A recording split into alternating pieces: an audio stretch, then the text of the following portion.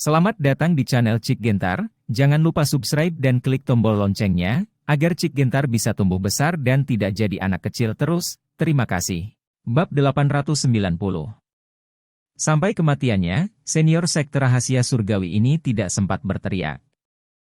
Hanya dalam satu gerakan, puncak sekte misteri surgawi, pembangkit tenaga listrik dengan basis budidaya di alam Vientani, terbunuh seperti ini. Tiba-tiba, alun-alun menjadi sangat sunyi. Semua orang memandang Ling Xiao dan Du Yunfan dengan linglung, dengan ketakutan dan kengerian di mata mereka, tetapi lebih banyak kemarahan. Pria berpakaian hitam bernama Du Yunfan ini berani membunuh orang di depan mereka. Ini tidak diragukan lagi bahwa mereka tidak mengambil siapapun dari sekte rahasia surgawi mereka di mata mereka. Tampar di wajah Chi Guoguo, Zhu Gian, Pei Tonghai, Xiao Wanshan, Feng Tianzheng dan yang lainnya semua marah dan gigi mereka akan patah. Sekarang, siapa lagi yang ingin melanggar aturan? Ling Xiao bertanya lagi. Pamanmu, aku tidak mau mematuhi aturan, kamu datang untuk membunuhku. Omong kosong, pembawa pedang, macam apa yang kamu pura-pura? Kamu benar-benar berpikir bahwa kamu adalah penegak hukum, jika kamu ingin bunuh aku? Jangan ikuti kedua orang ini berbicara omong kosong, mereka membunuh begitu banyak murid Tianjimen kita, dan mereka harus mati. 10 pejabat tingkat tinggi Tianjimen meraung, bersenjatakan senjata, dan bergegas menuju Ling Xiao dan Du Yunfan. Ketika murid Tianjimen lainnya melihat bahwa 10 pejabat tingkat tinggi telah bergerak, mereka tidak ragu lagi, dan mengikuti mereka menuju Ling Xiao dan Du Yunfan. Namun, Zhu Gian dan Pei Tonghai tidak menghentikan mereka hanya memandang Ling Xiao dan Du Yunfan dengan mencibir. Mereka ingin melihat seberapa kuat pembawa pedang itu sebenarnya. Jika namanya tidak sesuai dengan kebenaran, maka akan lebih mudah bagi mereka untuk pergi ke dunia sekuler untuk berbisnis. Selain itu, poin terpenting adalah bahwa ini adalah kesempatan untuk sangat menekan pemegang pedang. Namun, Ling Xiao mengabaikan orang-orang ini sama sekali, dan menoleh untuk bertanya, apakah surga menetapkan berapa banyak orang yang hanya bisa dibunuh? Tahu itu mudah dilakukan. Ling Xiao mengangkat sudut.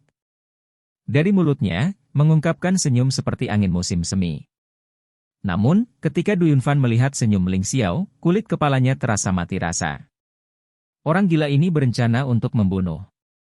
Dia telah melakukan banyak tugas dengan Ling Xiao, jadi dia mengenal Ling Xiao dengan cukup baik.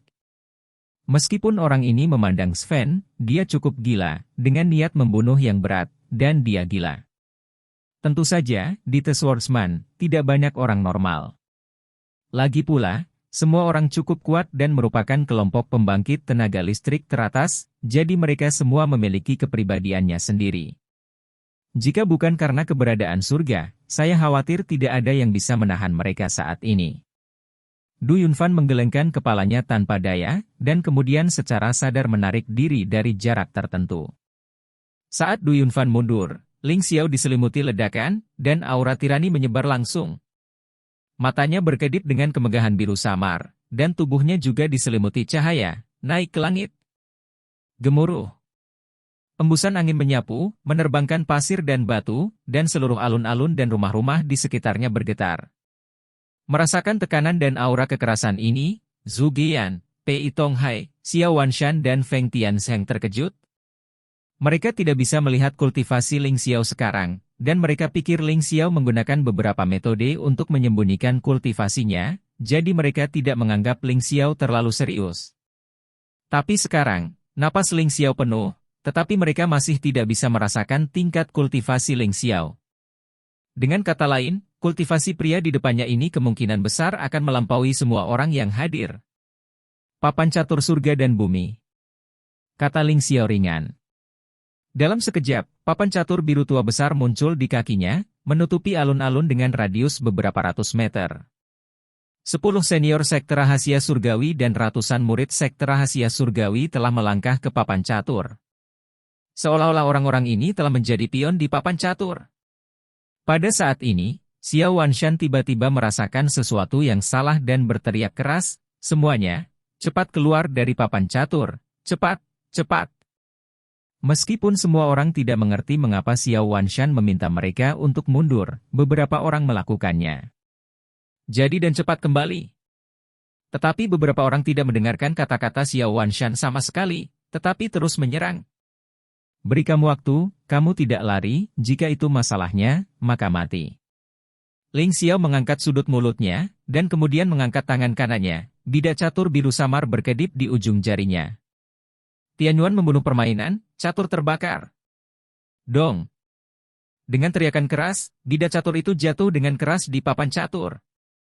Untuk sesaat, semua orang yang menginjak papan catur seolah-olah dipenjara, tidak dapat menggerakkan tubuh mereka. Kenapa aku tidak bisa bergerak? Aku juga, apa yang terjadi? Seruan terdengar. Tetapi tanpa menunggu orang-orang ini memikirkannya, di papan catur, tempat semua orang berada, nyala api biru tua langsung menyala, menelan semua orang di papan catur. Ah! Jeritan melengking bergema di seluruh alun-alun, tetapi mereka yang melangkah ke papan catur tidak bisa melarikan diri sama sekali, dan hanya bisa dibakar hidup-hidup. Ini kurang dari 10 detik. Api menghilang.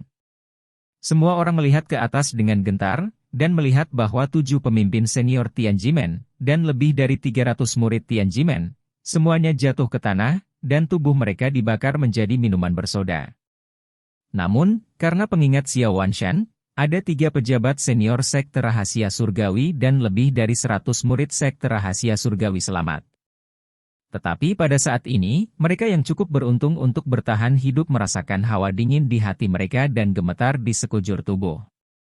Mati, 7 tingkat tinggi, lebih dari 300 orang, semuanya mati dalam waktu kurang dari 10 detik. Lebih penting lagi, Ling Xiao bahkan tidak bergerak, seperti permainan catur, dia menjatuhkan bida. Ketakutan yang mendalam membanjiri hati mereka. Bagaimana ini mungkin? Pei Tonghai memandang Ling Xiao dengan ngeri. Siapa orang ini? Bagaimana latihannya bisa begitu aneh? Mustahil, sangat tidak mungkin. Bagaimana mungkin membunuh orang dengan bermain catur?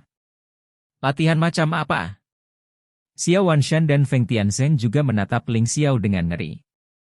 Zhu Geyan memiliki ekspresi serius dan tidak mengatakan apa-apa. Ceroboh. Tanpa diduga, pria yang tampaknya lembut dan anggun ini tidak hanya begitu kuat, tetapi juga sangat kejam. Dia tidak menganggap serius kehidupan manusia sama sekali. Ling Xiao tersenyum dan bertanya lagi, sekarang, siapa lagi yang ingin melanggar aturan? Pikiran Pei Tonghai juga ditarik kembali oleh kata-kata Ling Xiao. Sebagai wakil kepala Tianjimen, bagaimana dia bisa menanggungnya ketika begitu banyak murid Tianjimen meninggal di depannya?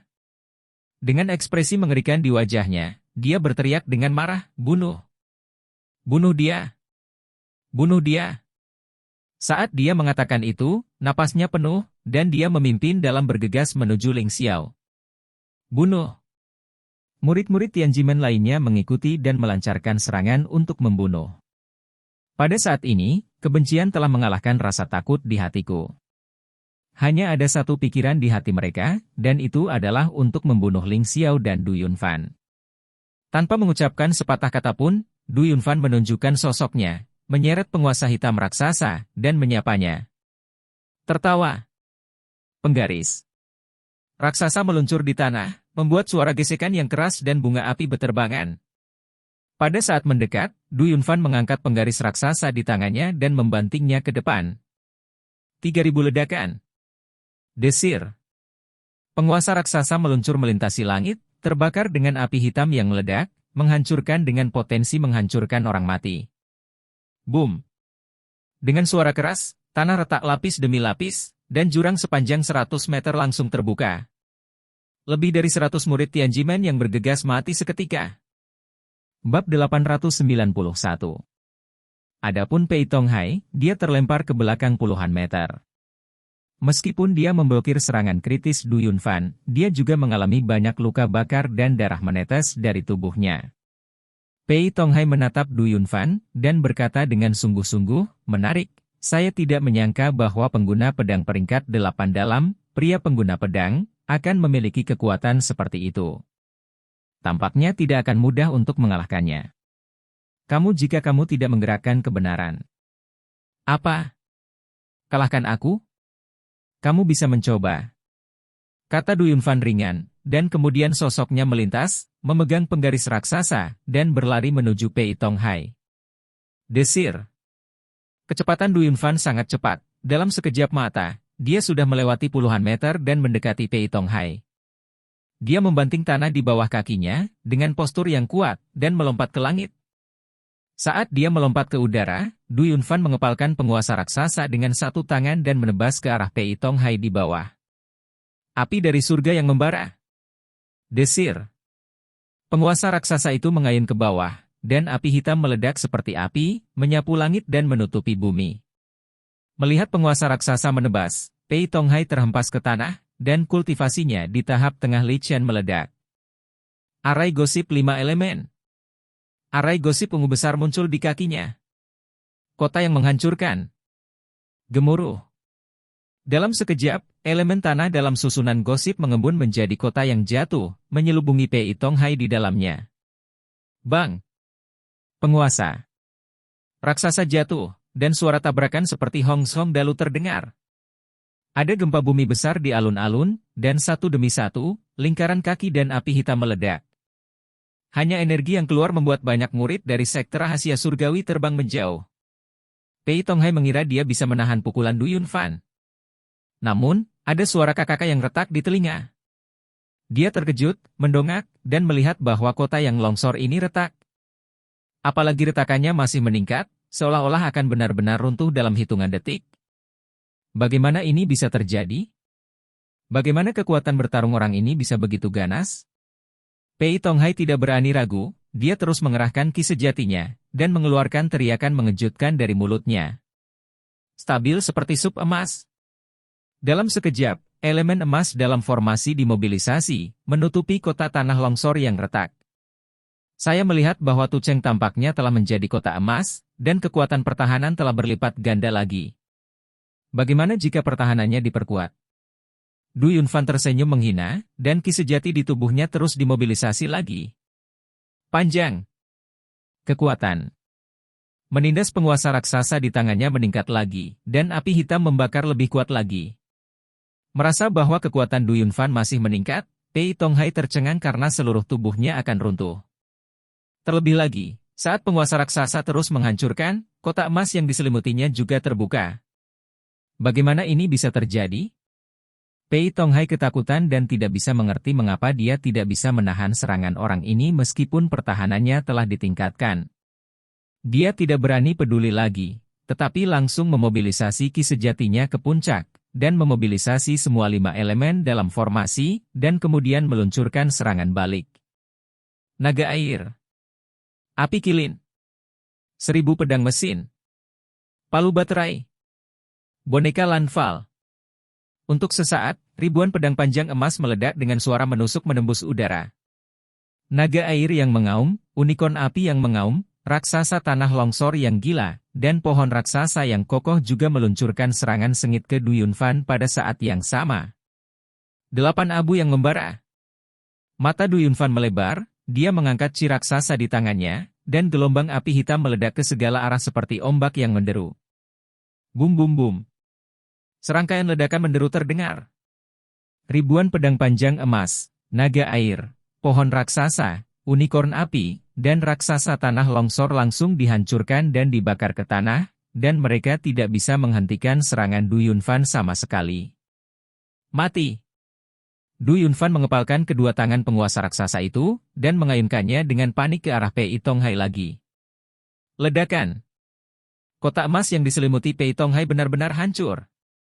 Tidak. Pei Tonghai berteriak ngeri, putus asa dalam hatinya. Panjang. Ledakan membosankan lainnya. Tanah retak, aula langsung terbelah dua, dan nyala api menyala. Adapun Pei Tonghai, itu terbelah menjadi 2 bagian, dan mayatnya hangus, dan orang mati tidak bisa mati. Bunuh dia. Bunuh dia. Balaskan wakil kepala. Pada saat ini, raungan terdengar, dan murid-murid Tianjimen yang datang dari gunung lain bergegas menuju Du Yunfan. Lebih dari 1000 orang. Pertempuran. Du Yunfan hanya tersenyum dingin, berteriak keras, dan langsung menghadapi ribuan orang. Sementara Du Yunfan bertarung dengan sengit, Ling Xiao dan Zhu Geyan, Xiao Wanshan dan Feng Tianzheng bertarung dengan sengit bersama.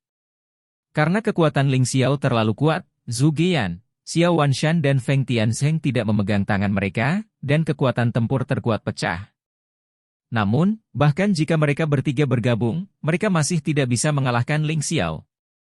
Ling Xiao hanya berdiri di papan catur dengan sangat tenang, dan dengan gerakannya, dia mengalahkan serangan gencar mereka lagi dan lagi. Lebih penting lagi, mereka tidak berani melangkah ke papan catur sama sekali. Karena itu, Anda hanya dapat meluncurkan serangan jarak jauh di luar papan catur. Wu Hou Qishu. Perahu jerami meminjam anak panah. Zhu Geyan mengangkat tangan kanannya, dan nyala api merah menyembur dari tubuhnya, mengembun menjadi ribuan anak panah yang menyala. Wus! Ribuan panah api meraung pada saat yang sama, padat, dan menembak Ling Xiao pada saat yang sama. Guntur jimat dari langit. 5 guntur menyerang puncak. Dengan lambaian tangan kanan Xiao Wanshan, ribuan jimat guntur emas menyapu ke langit, berubah menjadi garis-garis guntur emas gelisah. Guntur gila mengalahkan, berubah menjadi ribuan guntur gila emas, dan menebas ke arah Ling Xiao dengan marah. Wu Hou Qishu. 2 instrumen dan 4 telapak gajah. Napas Feng Tianzheng meledak, rambutnya yang panjang berkibar. Dia mengangkat telapak tangan yang besar, dan menamparnya ke arah Ling Xiao. Gemuruh. Telapak tangan raksasa ditekan, langit dan bumi bergetar pada saat yang sama. Di hadapan serangan gabungan ketiganya, Ling Xiao berdiri dengan bangga di papan catur, matanya bersinar, dan ketika dia mengangkat tangan kanannya, potongan-potongan itu dipadatkan dan dibentuk. Pertempuran langit dan bumi. Hancurkan 10.000 tentara. Dong. Jatuh lagi. Dalam sekejap, area di mana Ling Xiao dan Zhu Geyan berada tampaknya telah menjadi medan perang kuno. Suara pedang bertabrakan, genderang dipukul, tentara berkelahi, dan meringkik kuda perang bergema. Zhu Geyan, Xiao Wanshan dan Feng Tianzheng mau tak mau jantung mereka berdetak lebih cepat, seluruh tubuh mereka gemetar, dan jiwa mereka dalam keadaan kesurupan.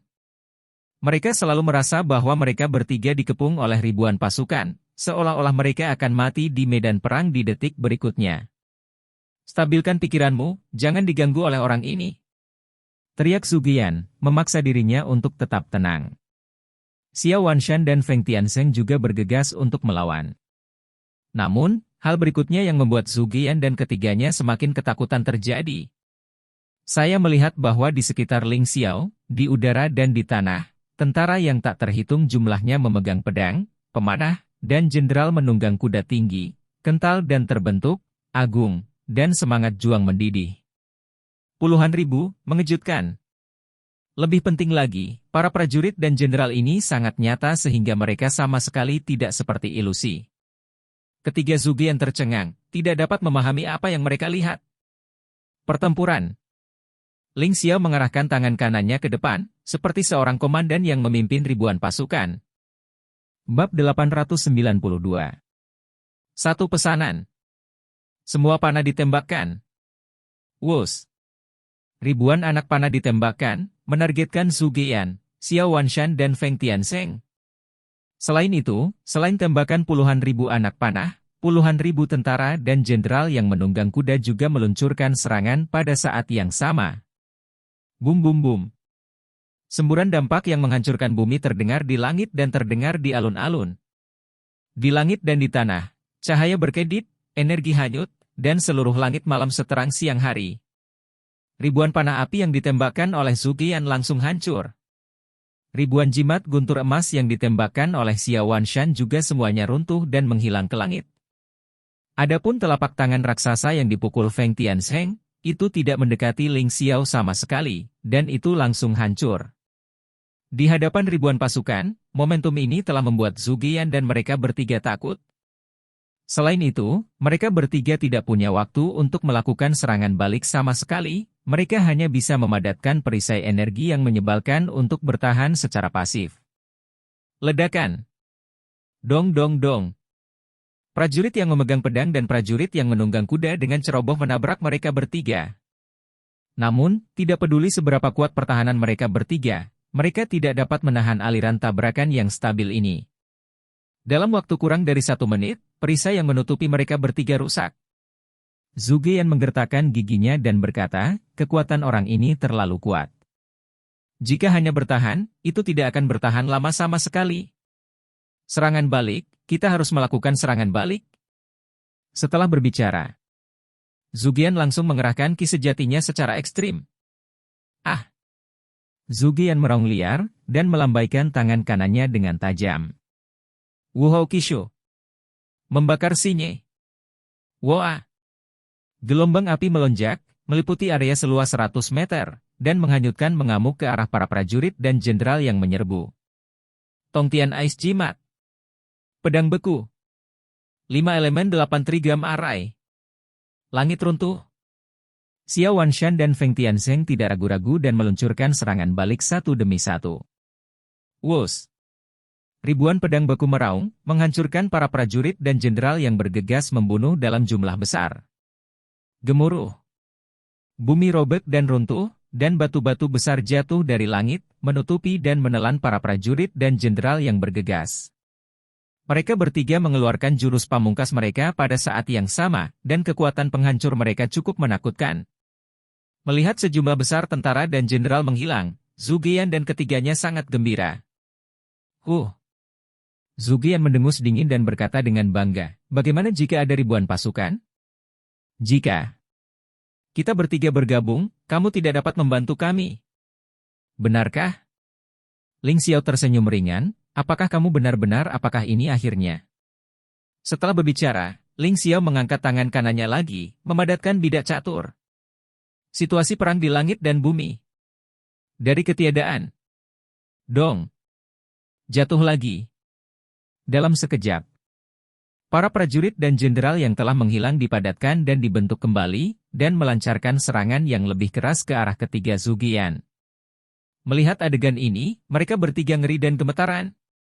Prajurit dan pertempuran ini akan terus muncul, bahkan jika mereka dapat dimakan sampai mati, bagaimana mereka bisa bertarung? Pada saat ini, mereka hanya memahami kesenjangan antara mereka dan Ling Xiao. Orang di urutan ke-6 sudah sangat kuat. Seberapa kuatkah kelima orang di depan pengguna pedang itu? Karena penurunan semangat juang, efektivitas tempur ketiganya sangat berkurang. Oleh karena itu, mereka bertiga akhirnya tidak dapat mendukungnya, dan perisai yang memadatkan di tubuh mereka langsung hancur berkeping-keping. Dan para prajurit dan jenderal itu seperti binatang buas yang keluar dari kandang, dan mereka terus memukuli mereka bertiga. PFFFFFFFF. Darah menyembur keluar dari mulut ketiga orang itu, dan mereka terbang keluar seperti bola meriam. Bum bum bum.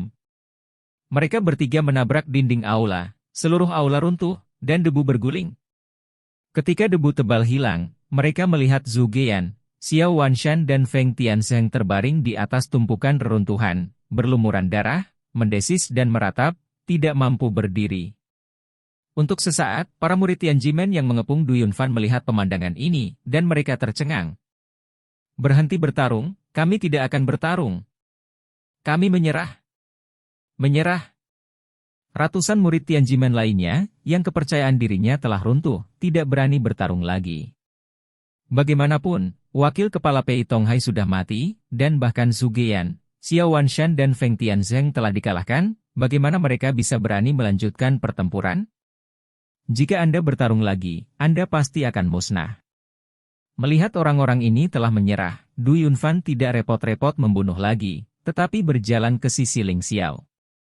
Dengan lambaian tangan Ling Xiao, sekelompok prajurit yang diubah oleh Xian Li langsung menyeret ketiga Zhu Geyan dari reruntuhan dan melemparkannya ke depan Ling Xiao dan Du Yunfan. Segera, Ling Xiao membubarkan papan catur dan ribuan pasukan. Segera, seluruh alun-alun menjadi sunyi. Alun-alun penuh dengan mayat, darah mengalir, itu mengejutkan. Ling Xiao memandang Zhu Geyan dan mereka bertiga di tanah dan bertanya sambil tersenyum, apakah kamu tahu bagaimana mematuhi aturan sekarang? Ya. Xiao Wanshan mengangguk lagi dan lagi. Tuan Ling, ketidaktahuan kami yang menyinggung Anda, dan saya harap Anda memiliki banyak hal untuk kami. Feng Tianzeng mengaku secara langsung. Selama dia bisa hidup, apa itu martabat dan wajah? Ling Xiao berbalik untuk melihat Zhu Gian lagi dan bertanya, namamu Zhu Gian, kan? Bagaimana denganmu, apakah kamu tahu kamu harus mematuhi aturan? Zhu Gian mengepalkan tinjunya, lalu menundukkan kepalanya, jangan khawatir, Tuan Ling, kami berjanji untuk mematuhi aturan dan berhenti membuat masalah di dunia biasa. Apakah akan lebih baik? Ling Xiao tersenyum ringan, lalu menyipitkan matanya, dan berkata dengan dingin, saya harap Anda jangan lupakan apa yang baru saja kamu katakan. Kalau tidak, lain kali kita datang lagi, itu adalah saat sekte rahasia surgawimu dihancurkan. Bahkan sekte Wuhou tidak akan bisa menahanmu. Lao Du, ayo pergi. Du. Yunfan mengangguk dan pergi dengan Ling Xiao. Zhu Gian, Xiao Wanshan dan Feng Tiansheng menghela nafas lega sampai sosok keduanya hilang dan mereka menuruni gunung. Xiao Wanshan melihat ke arah di mana Ling Xiao dan Du Yunfan pergi. Matanya penuh ketakutan, aku benar-benar tidak menyangka orang-orang di pembawa pedang ini begitu kuat. Kami bertiga bergabung dan kami tidak bisa jangan kalahkan orang itu. Orang itu? Orang itu luar biasa, kita sama sekali bukan lawannya. Ya, batuk. Feng Tiansheng batuk seteguk darah dan berkata perlahan, tidak heran pedang dewa pergi dengan percaya diri, dengan sekelompok orang yang membantu, dewa pedang jangan khawatir sama sekali. Sepertinya kita tidak bisa membalas dendam ini. Zhu Gian tidak mengatakan apa-apa, tetapi sedikit menyipitkan matanya, kilatan cahaya dingin melintas di matanya, dan dia tidak tahu apa yang dia pikirkan. Keesokan harinya di pagi hari. Dunia sekuler, Longcheng. Harvey, Yor Tianquo dan yang lainnya mengirim Tang Feiyan dan Tang Yueshan ke bandara. Di lobi bandara, Tang Huajun tersenyum, Yor Tianquo berkata, Tuan York, terima kasih atas keramahan Anda. Ada waktu, Anda harus datang ke sekte Tang kami sebagai tamu, atau izinkan saya menunjukkan persahabatan pemiliknya. Tuan Tang, ini mudah dikatakan, saya pasti akan mengganggu ketika saya punya waktu nanti. Yor Tianquo tertawa. Haha, selamat datang kapan saja. Tang Huajun tersenyum lebar. Semua orang duduk dan mengobrol sebentar, dan radio di bandara berdering. Tuan York, kalau begitu kita pergi dulu, dan akan ada janji nanti. Tang Huajun membungkukkan tangannya ke Yor Tianquo. Akan ada masa depan. Yor Tianquo juga tersenyum dan membungkukkan tangannya. Kemudian, Tang Huajun, Tang Yueshan, dan Tang Diei berjalan menuju pos pemeriksaan keamanan. Hanya Tang Feiyan yang tidak mengikuti, tetapi berdiri di samping Harvey, ragu-ragu untuk mengatakan apa-apa. Apakah Anda memiliki sesuatu untuk dikatakan kepada saya? Harvey bertanya dengan curiga.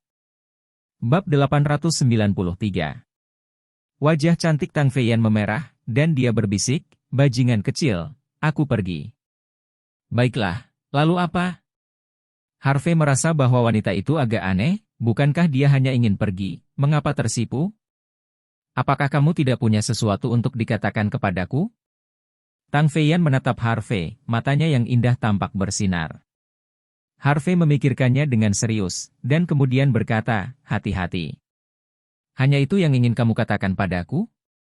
Tang Feiyan cemberut, sedikit tidak senang. Kalau tidak. Harvey menggaruk kepalanya, bingung, lalu apa yang kamu ingin aku katakan? Kamu. Tang Feiyan menghentakkan kakinya dengan marah, tidak ada, selamat tinggal. Tidak pernah melihatmu lagi. Setelah itu berbicara, Tang Feiyan lari dengan marah. Harvey merasa sedikit berantakan. Apa yang terjadi pada wanita ini, mengapa begitu aneh? Harvey, apa yang baru saja kamu bicarakan dengan tetua keempat? Mu Erleni datang. Tidak ada yang perlu dibicarakan. Harvey menggelengkan kepalanya. Benarkah? Mu Erleni sedikit tidak yakin. Sungguh. Harvey mengangguk. Apakah kamu keluar tadi malam? Mu Erleni tiba-tiba bertanya. Erleni, bagaimana kamu tahu? Harvey terkejut. Mu Erleni mengacak-acak rambutnya. Aku pergi ke kamarmu untuk mencarimu tadi malam, tetapi kamu tidak ada di sana pada saat itu. Harvey mengangkat sudut mulutnya dan berkata dengan senyum jahat, Arlene, mengapa kamu mencariku tadi malam? Berpikir. Jangan keluar dari topik. Wajah Arlene memerah. Aku bertanya padamu, kemana? Kamu pergi tadi malam? Tidak kemana-mana. Harvey mengangkat bahu. Dan berkata dengan jujur, itu benar. Penatua keempat merasa bosan dan ingin aku pergi dengannya, jadi aku pergi dengannya. Jadi begitu. Arlene mengangguk perlahan, dan kemudian berkata, namun, mengapa aku pikir tetua keempat mengawasimu di sepanjang jalan? Matanya sedikit aneh. Ada apa? Tanya Harvey. Saya tidak tahu, bagaimanapun, saya pikir cara tetua keempat melihat Anda berbeda dari cara dia memandang orang lain. Kata Arlene perlahan, ekspresinya tiba-tiba berubah, saya ingat, tetua keempat. Mata itu seperti mata seorang pacar yang melihat pacarnya. Ah! Mulut Harvey berkedut, Arlene, kamu pasti terlalu banyak berpikir. Bahkan jika keempat tetua itu benar-benar memandangku secara berbeda, itu masih benar. Karena aku bermain dengannya sepanjang malam kemarin, dia menganggapku sebagai teman yang sangat baik. Arlene berkata dengan sungguh-sungguh, Harvey, jangan main-main. Kamu tidak bisa hanya karena tetua keempat cantik dan memiliki sosok yang bagus. Nah, ide aneh apa yang muncul? Usia dan generasi Anda terlalu berbeda, Anda tahu? Jika Anda benar-benar bersama, pasti akan ada banyak orang yang keberatan. Aku tahu. Harvey melambaikan tangannya. Aku bukan tipe orang yang main-main, aku hanya menganggap tetua keempat sebagai teman baik, bukan seperti yang kamu pikirkan. Itu hampir sama. Arlene menghela nafas lega. Harvey, Sister apa yang kamu bicarakan? Kembalilah. Pada saat ini, Qiu Yihan berteriak. Harvey dan Arlene tidak berbicara lagi, dan berjalan keluar dari bandara. Dalam perjalanan pulang, York Tianquo menjawab telepon. Setelah menjawab telepon, York Tianquo tertawa keras, dan pihak lain Harvey berkata, Harvey, Paman baru saja menelepon, dan dia memberitahu saya bahwa keluarga Liu di timur laut telah sepenuhnya menyerah dan gagasan balas dendam telah dihilangkan. Selain itu, dunia seni bela diri kuno Tianjimen saya juga telah banyak dipukuli, dan saya tidak akan pergi ke dunia sekuler untuk membuat masalah di masa depan. Harvey tampak bingung, Liu Jia dan Tianjimen di timur laut telah ditundukkan begitu cepat? Apa yang terjadi? Duduk di mobil Arlene dan Qiu Yihan juga bingung. Pasti, pemegang pedang, yang campur tangan. York Tianquo menjawab, dan melanjutkan, bagaimanapun, pemegang pedang adalah petugas penegak hukum Tiongkok, dan salah satu tugas utamanya adalah menjaga stabilitas negara. Dunia sekuler dan dunia seni bela diri kuno. Keluarga Liu dan Tianjimen di timur laut membunuh orang-orang di dunia sekuler dengan cara yang muluk-muluk, yang telah menyebabkan pengaruh yang sangat buruk. Secara alami, pria penangan pedang tidak akan duduk diam.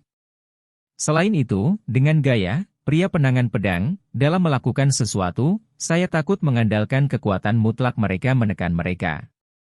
Saya khawatir, banyak orang meninggal di keluarga Liu Timur Laut dan Tianjimen tadi malam. Saya pikir mereka pantas mendapatkannya, Qiu Yi dengan dingin mendengus, saya benar-benar berpikir tidak ada yang bisa menyembuhkan mereka. York Tianquo mengangguk dan berkata, karena pemegang pedang telah campur tangan, maka kita memiliki lebih sedikit masalah.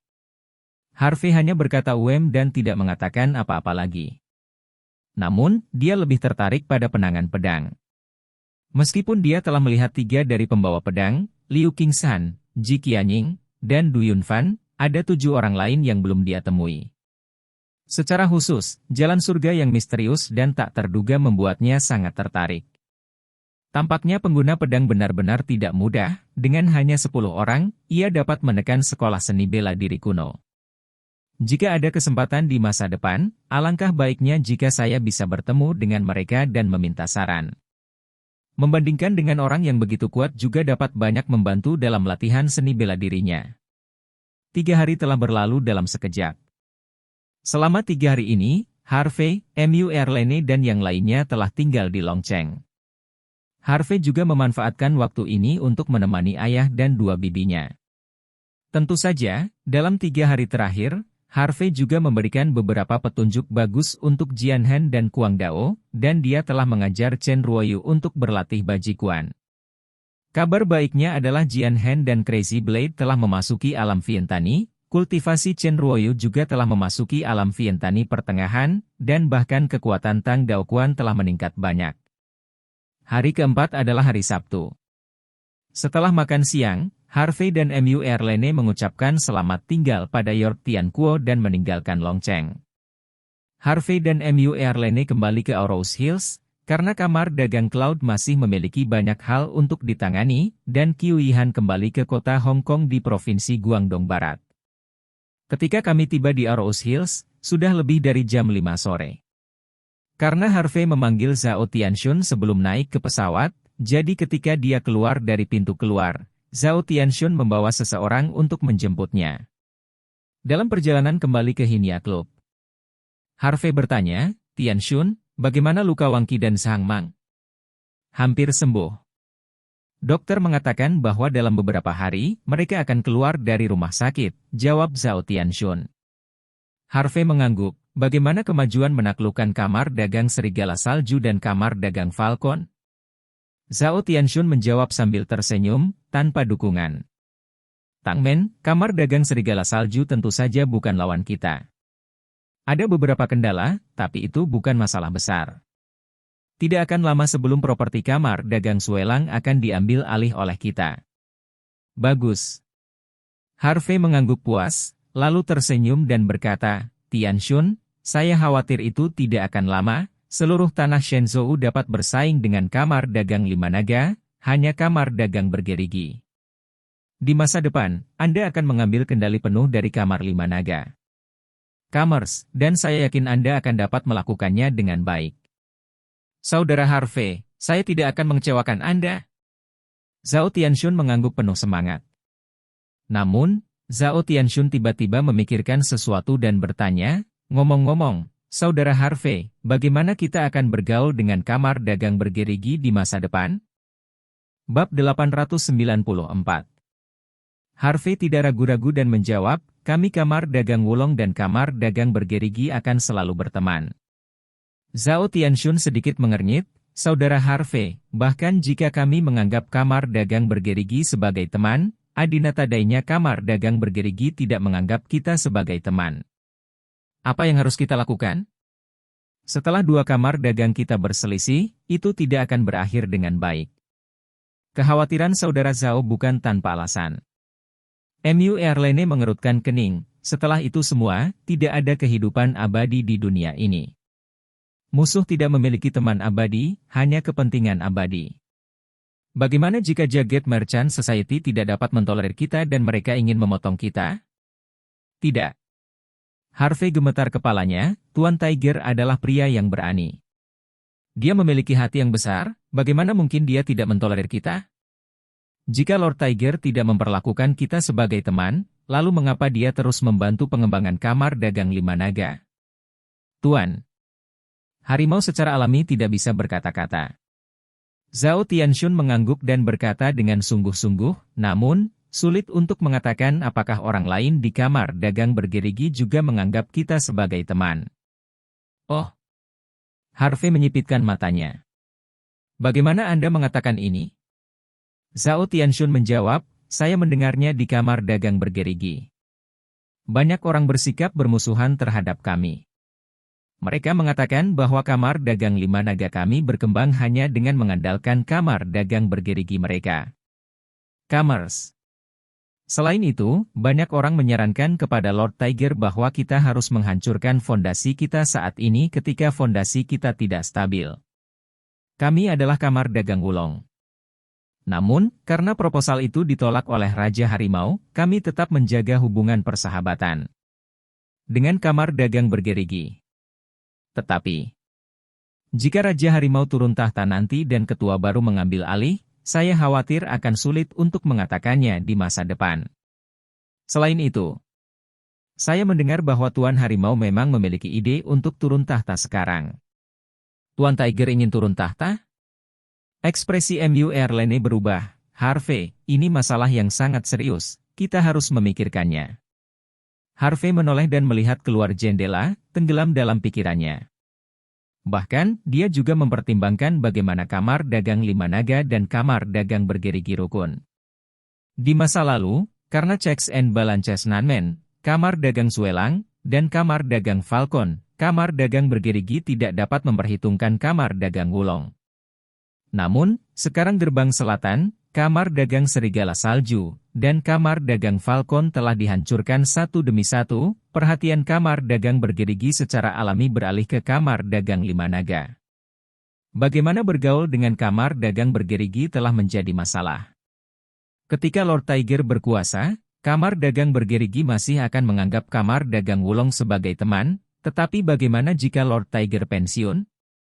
Setelah sekian lama, Harvey Chang menghela nafas, menoleh untuk melihat Zhao Tianxun, dan berkata, Tianxun, apa yang paling harus kamu pertimbangkan sekarang bukanlah bagaimana bergaul dengan kamar dagang bergerigi, tetapi untuk menstabilkan fondasi kamar dagang lima naga kita. Dan tingkatkan kekuatan kita. Hanya ketika kita kuat, orang lain tidak akan memikirkan kita. Singkatnya, kecuali kita harus, jangan melawan guild saudagar bergerigi. Setidaknya ketika Lord Tiger berkuasa, kita berteman. Bagaimana dengan membalikan wajahmu? Zhao Tianxun bertanya. Kalau begitu kita hanya bisa bertarung. Harvey menjawab dengan ringan. Dimengerti, Saudara Harvey. Zhao Tianxun mengangguk. Harvey menghela nafas pelan, sejujurnya, aku tidak menginginkan hari seperti itu. Aku juga tidak. Zhao Tianxun juga menghela nafas. Ngobrol sepanjang jalan, mobil segera tiba di Hinia Club. Awalnya, Harvey akan makan malam dengan Mu Erlene dan Zhao Tianxun, tetapi ada telepon masuk ke ponselnya. Harvey mengeluarkan ponselnya dan meliriknya, itu adalah panggilan Shen Qingwu. Begitu telepon terhubung, suara kesal wanita itu datang. Harvey, apa yang kamu lakukan selama ini? Mengapa kamu tidak datang menemui saya? Juga, saya telah mencari Anda beberapa kali, tetapi saya tidak dapat menemukan orang Anda. Apakah Anda memiliki cinta baru di luar, jadi aku tidak ingin berbicara denganku lagi? Hei! Harvey menarik napas dalam-dalam, tetapi kulit kepalanya terasa sedikit mati rasa. Veronica, aku sibuk akhir-akhir ini, dan aku sudah berlarian, jadi aku tidak menontonnya. Kamu? Di mana kamu sekarang? Apakah kamu sudah kembali ke Aurous Hills? Shen Qingwu bertanya dengan cepat. Saya baru saja kembali ke Aurous Hills dari Longcheng. Jawab Harvey. Benarkah? Shen Qingwu tiba-tiba menjadi bahagia, mengapa kamu tidak memberitahuku atau menghubungiku ketika kamu kembali? Datanglah ke Qianxi, ada sesuatu yang ingin aku katakan padamu. Harvey memikirkannya. Sepertinya saya belum melakukannya. Tidak melihat gadis ini untuk sementara waktu, dan aku benar-benar merindukannya sedikit.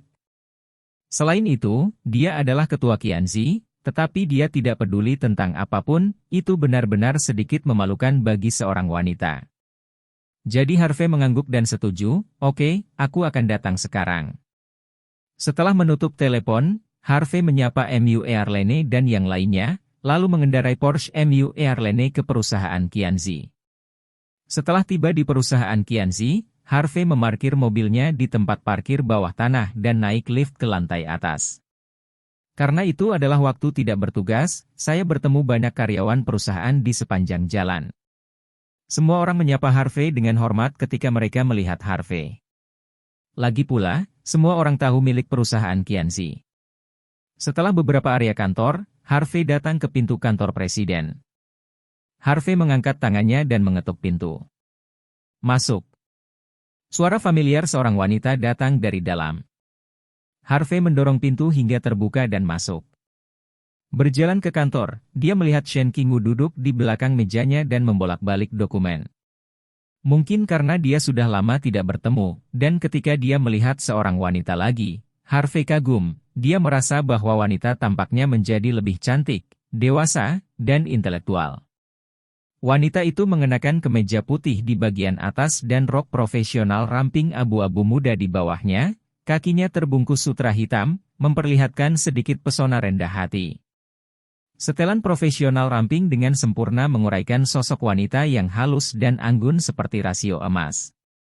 Rambut panjang dan halus seperti percikan tinta dipelintir di belakang kepalanya, memperlihatkan wajah halus yang indah dan keterlaluan. Dikatakan bahwa pria di tempat kerja itu menarik, tetapi begitu juga wanita di tempat kerja. Harvey tidak tahan untuk mengganggu gambar yang indah ini, dia hanya ingin melihat wanita itu dengan tenang.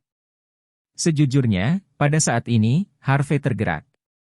Shen Qingwu sepertinya merasakan tatapan berapi-api, jadi dia mengangkat kepalanya dan melihat ke atas. Dalam sekejap, keempat mata itu saling berhadapan, seolah-olah ada arus listrik yang lewat. "Harvey, kamu di sini." Shen Qingwu sangat terkejut, dia buru-buru melemparkan dokumen itu ke atas meja, lalu berdiri dan berlari, melemparkan dirinya ke pelukan Harvey. Harvey merasakan jantungnya berdetak lebih cepat dan napasnya sedikit pendek ketika ruan siang memasuki lengannya. Tepat ketika Harvey hendak mengatakan sesuatu, wanita itu tiba-tiba berdiri berjinjit dan men-1 bibir Harvey. Tiba-tiba, Harvey merasa pikirannya kosong, seolah-olah dia tersengat listrik. C1 wanita itu sangat panas, sehingga Harvey terperangkap di dalamnya, tidak dapat melepaskan diri, memeluk pinggang wanita itu dan mulai merespons. Namun, tepat ketika Harvey hendak melanjutkan ke langkah berikutnya, Shen Qingwu dengan cepat mendorong Harvey menjauh dan berkata dengan panik, tidak sekarang." Harvey juga tiba-tiba sadar kembali dan tersenyum canggung, "Tidak, aku sangat malu, aku tidak bisa menahannya." Shen Qingwu menyipitkan matanya yang indah, "Apa yang tidak bisa menahannya? Jangan jelaskan, aku tidak percaya." "Teman, Anda memanfaatkan saya ketika Anda datang."